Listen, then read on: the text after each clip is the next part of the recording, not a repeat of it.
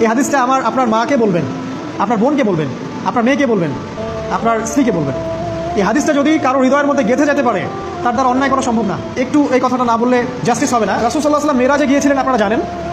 তিনি মেরাজের রাতে অনেক অলৌকিক জিনিস দেখেছেন, নবীদের সাথে সাক্ষাৎ করেছেন, ইভেন আল্লাহর সাথে কথা বলেছেন, আল্লাহর নূর দেখেছেন। এই সময় সবাই তাকে হাসি মুখের সম্বর্ধনা জানিয়েছিল। যার সাথেই দেখা হয়েছে তার সাথেই তিনি হাসি মুখে অভ্যর্থনা তাকে জানিয়েছে, আসসালামু আলাইকা আইয়ুহান নবী, সবাই বলেছে হাসি মুখে। একজন মালাক, একজন ফেরেশতা তাকে দেখে হাসেননি, একজন।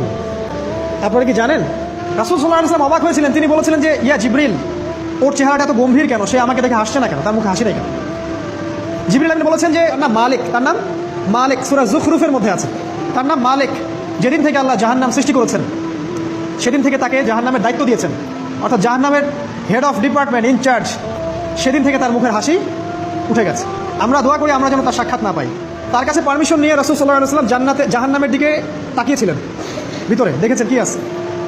তিনি পরে যা ব্যাখ্যা করেছেন তা হলো, আমি দেখলাম সেখানে খালি মেয়ে আর সেখানে খালি নারী আর নারী। এই হাদিসটা আপনার মাকে বলবেন, আপনার বোনকে বলবেন, আপনার মেয়েকে বলবেন, আপনার স্ত্রীকে বলবেন।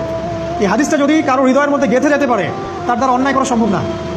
কীভাবে একটা মেয়ে সব কিছু উন্মুক্ত করে ঘুরতে পারে যখন অলরেডি তার আত্মা জাহান্নামে জ্বলছে, অলরেডি, কারণ ভবিষ্যৎ আল্লাহ জানেন।